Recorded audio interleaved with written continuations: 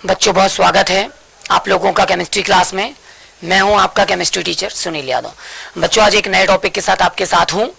बच्चों मैंने टॉपिक ऊष्मागतिकी से लिया हुआ है।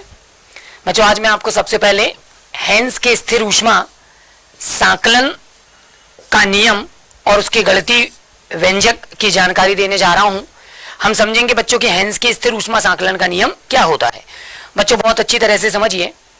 हेंस के स्थिर ऊष्मा सांकलन का जो नियम है वो कहता है कि यदि कोई रासायनिक अभिक्रिया है, ठीक है, जो घटित होती है और वो रासायनिक अभिक्रिया एक पद में होती है।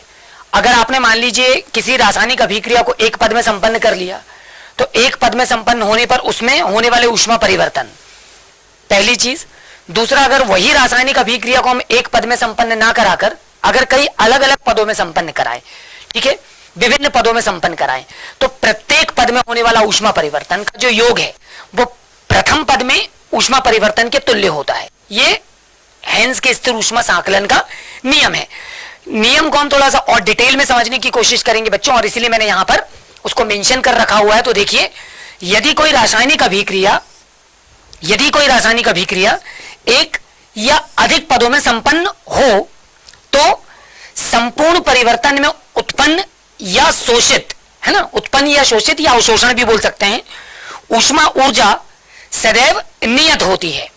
ठीक है, चाहे परिवर्तन एक पद में संपन्न हो या एक से अधिक पदों में संपन्न हो। बच्चों हमने यहां पर बोला कि कोई भी रासायनिक अभिक्रिया अगर एक पद में संपन्न हो रही है तो जो भी ऊष्मा उत्पन्न होगी या अवशोषित होगी वो ऊष्मा, या उसी अभिक्रिया को आप अनेक पद में कराने जा रहे हैं, एक से अधिक पद में आप कराने जा रहे हैं, तो प्रत्येक पद में उत्पन्न होने वाली ऊष्मा या अवशोषित ऊष्मा का जो योग है वो पहले पद में उत्पन्न ऊष्मा के सदैव बराबर या तुल्य होती है। ये हेंस के स्थिर ऊष्मा सांकलन का नियम है जो कि हमने डेफिनेशन में देखा। बच्चों इसी चीज को समझने के लिए हमने यहाँ पे गलती स्वरूप लिया हुआ है। मान लो मैं आपसे बोलूं कि प्रथम विधि में मैं क्या करता हूं बच्चों, एक पद में, है ना, प्रथम विधि में मैं क्या करता हूं, एक पद में किसी अभिकारक ए को मैं सीधा जेड में बदल देता हूं, अभिकारक ए को जेड में बदल देता हूं, तब ऊष्मा में जो परिवर्तन होता है, ऊष्मा शोषित होती है या उत्पन्न होती है, वो कितनी है, ऊष्मा की मात्रा Q1। जब इसी अभिक्रिया को बच्चों हम द्वितीय विधि में लेते हैं, द्वितीय विधि यानी जिसमें कि हम अनेक पद अपनाएंगे, ठीक है, तो अनेक पद अपनाएंगे यानी अब हमने ए को पहले बी में बदला, उत्पन्न ऊष्मा की मात्रा Q1। बच्चों उसके बाद हमने बी को सी में बदला, उत्पन्न ऊष्मा की मात्रा Q2। फिर हमने सी को जेड में बदला, उत्पन्न ऊष्मा की मात्रा Q3। जब बच्चों हमने अनेक पद इस्तेमाल किए तो पहले पद में उत्पन्न ऊष्मा की मात्रा, दूसरे पद में उत्पन्न ऊष्मा की मात्रा, तीसरे पद में उत्पन्न ऊष्मा की मात्रा का जो योग है हमने उसको Q2 मान लिया बच्चों। तो हेंस का जो स्थिर ऊष्मा सांकलन का नियम वो कहता है कि प्रथम पद में ऊष्मा में जो परिवर्तन है पहली विधि के द्वारा वो अनेक पद में यानी द्वितीय विधि के द्वारा जो ऊष्मा परिवर्तन है वो उसके कैसा होता है बच्चों, बराबर होता है। यानी जो Q1 है वो हमेशा Q2 के बराबर होगा। यानी आप रासायनिक अभिक्रिया को एक पद में संपन्न करो या एक से अनेक पद में संपन्न करो, ऊष्मा में परिवर्तन शोषित या उत्पन्न होने वाली जो ऊष्मा होगी उसमें जो परिवर्तन होगा वो हमेशा नियत होगा, वो कांस्टेंट होगा, वो बराबर होगी। बच्चों यही हेंस के स्थिर ऊष्मा सांकलन का नियम है। बच्चों हेंस के स्थिर ऊष्मा सांकलन का जो नियम है ये ऊष्मागतिकी के प्रथम नियम को बल देता है।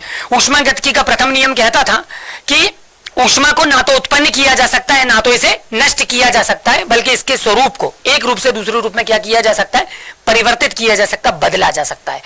तो अगर मान लीजिए कभी आपसे हेंस के स्थिर ऊष्मा सांकलन के नियम की उपयोगिता पूछ ले तो यहां पर बच्चों आप ऊष्मागतिकी के प्रथम नियम को भी समझा सकेंगे।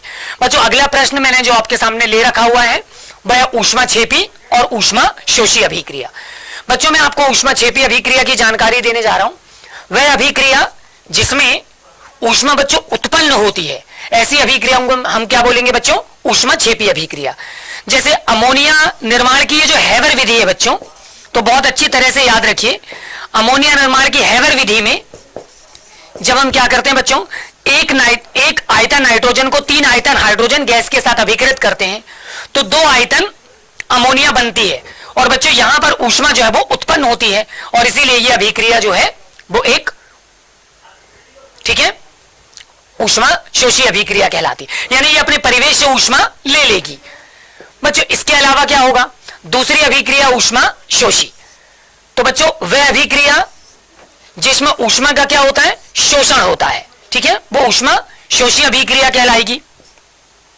जैसे कि N2 प्लस O2 जब NO2 फॉर्म करेगा, तो बच्चों यहां पर क्या होगा, इस अभिक्रिया को बाह्य परिवेश से ऊष्मा लेनी होगी, ये ऊष्मा का शोषण करके NO2 में कन्वर्ट हो जाएगी, ठीक है। यानी ऊष्मा छेपी में क्या हो रहा, ऊष्मा निकाय से परिवेश में जा रही है, जबकि ऊष्मा शोषी में क्या आ रहा, ऊष्मा परिवेश से निकाय में आ रही है, ठीक है। ये एक छोटा सा बेसिक डिफरेंस है बच्चों।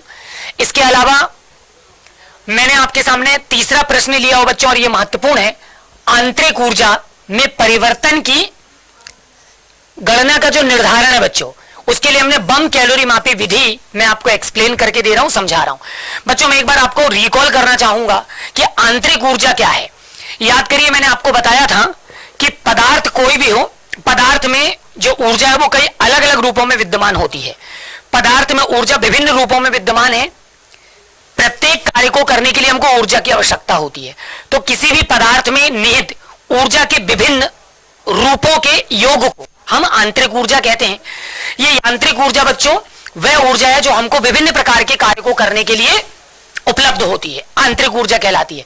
मैंने आपको बताया था कि जो आंतरिक ऊर्जा है ये एक अवस्था फलन है, मतलब हम आंतरिक ऊर्जा की कभी भी डायरेक्ट गणना नहीं कर सकते, हम केवल इसके प्रथम और अंतिम पद की गणना कर सकते हैं, इसलिए एक अवस्था फलन है। यानी हम इसकी प्रारंभिक अवस्था और अंतिम अवस्था का आकलन करके केवल परिवर्तन का निर्धारण कर पाएंगे। और यही बच्चों यही वजह है कि मैंने यहां पर बम कैलोरी मापी में आंतरिक ऊर्जा में परिवर्तन का निर्धारण आपको समझाने के लिए लिया हुआ है।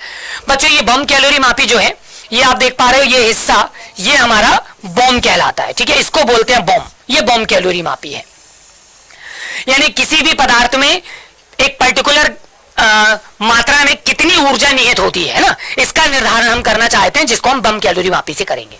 तो बच्चों ये बॉम के अंदर दो इलेक्ट्रोड लगे होते हैं, ये एक इलेक्ट्रोड है जिसको हम R1 बोलेंगे और ये दूसरा इलेक्ट्रोड है R2।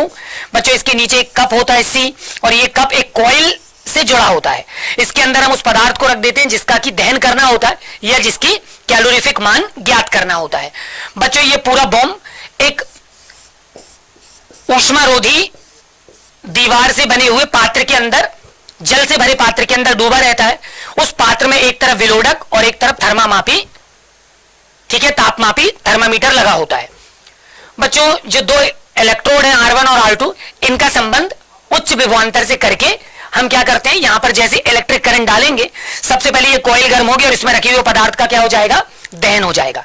बच्चों जैसे ही ये पदार्थ का दहन होगा, मैं आपको ये बता दूं कि पदार्थ के दहन से पहले ही हम जल का जो साधारण ताप होगा वो तापमापी से एक बार नोट कर चुके होंगे। उसके बाद बच्चों हम अपनी छड़ R1 और R2 में विद्युत धारा प्रवाहित करेंगे, जिससे कॉइल गर्म होगी, कप C में रखे हुए पदार्थ का दहन होगा, वो जल उठेगा। पदार्थ के दहन से बहुत ज्यादा ऊष्मा उत्पन्न होगी और कैलोरी मापी की जो दीवार है ये ऊष्मा ग्रहण करेंगी। बच्चों जिसकी वजह से जब ये कैलोरी मापी की दीवार गर्म हो जाएगी तो ये अपनी ऊष्मा क्या करेगी बच्चों, जल को ट्रांसफर करेगी, ठीक है। अनियंत्रित दर से आप देखेंगे जल का ताप बढ़ना चालू हो जाएगा। इस विलोडक को हम समंजित करेंगे और विलोडक को क्या करेंगे, मूव करेंगे, ताकि जल का जो संपूर्ण ताप है वो नियंत्रित हो जाए। और जब आपको तापमापी में लगने लगे कि जल का बढ़ता हुआ जो ताप है वो एकाएक संतुलित स्थिर हो रहा है, आप उसके अंतिम तापमान को भी ज्ञात कर लीजिए। इस तरह बच्चों दोनों के तापांतर को निकालकर आप आंतरिक ऊर्जा में परिवर्तन की क्या कर पाओगे, गणना कर पाओगे कि पहले उसकी क्या ऊर्जा थी और अब उसके बाद क्या ऊर्जा है। तो बच्चों इस तरह से हमने आज समझा कि आंतरिक ऊर्जा में परिवर्तन की गणना हम बम कैलोरी मापी द्वारा कैसे कर पाएंगे, ठीक है। कई बच्चों आप जितने ज्यादा एग्जाम्पल्स यहां पर लोगे, यहां पर बहुत सारे 11th क्लास के बच्चों के लिए मैं बता दूं कि कई अलग अलग ऐसे पदार्थों के नाम पूछे जाते हैं जिनकी कैलोरीफिक वैल्यू आपसे पूछी जाती है। तो एक बार पाठ्य पुस्तक उठाकर आप इनके जो आंकिक मान है वो अवश्य रूप से देख ले। तो बच्चों आज के वीडियो में फिलहाल में इतना ही, बहुत जल्दी आपसे पुनः मुलाकात होगी, तब तक अपना ख्याल रखिए।